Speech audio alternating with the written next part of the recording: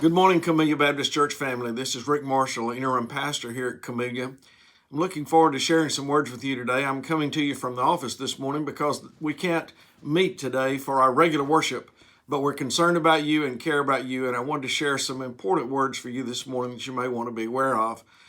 Later, in the latter part of this week, I had the chance to sit down with our church leadership and talk through the coming weeks. I want you to know how much all of us wish we were worshiping, and we look forward to the time we can be back to Bible study and worship and all the full activities of our church.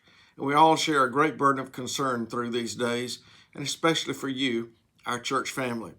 It's anticipated now, due to the public announcements and the issues that are before us and things that have been shared, that we probably will not meet together officially as a church until after Sunday, April the 5th. We're hoping that by Easter, we're celebrating a great Easter service together, but more will come on that in the future times. What I want to do today is to give you a little bit of an update and some things that you may want to be aware of. One is that you can find information through the week. I'll be posting some devotional material. On Wednesday this week, I'll have a video Bible study that you may want to be aware of and find. And each Sunday, there'll be a message there for you. So I hope these will be helpful to you. We'll also be mailing information to the church family. And our weekly mail out or our monthly mail out will be sent out this week in place of the next week in order to get more information to our church family. In the meantime, let me remind you of something very important that will help us. And that is that not only do we need at home to read our Bibles and pray daily for our church, for the sick, pray for our nation, our leaders. This is a critical time in our country. But God's going to bring good out of it if we look toward Him. But as you are praying and worshiping at home and sharing the gospel as you have opportunity, let me remind you of the importance of Christian stewardship.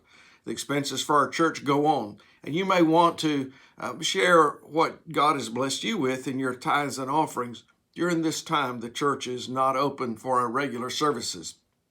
There are three things that you can do. One of those is that you can certainly mail an offering to the church and it will be taken care of as any other time. A second thing that you can do is that we have decided to place a box inside the door, the main office door from the parking lot on Monday morning from 9 to noon. And Charlotte McGuire in our office will see that those are secured. That way, when someone comes to the door and she unlocks the door electronically, you don't even have to have contact with anyone. You can place an offering in that box and be on your way, and it'll be securely taken care of by our accounting committee, just like it has been on other times in regular offerings.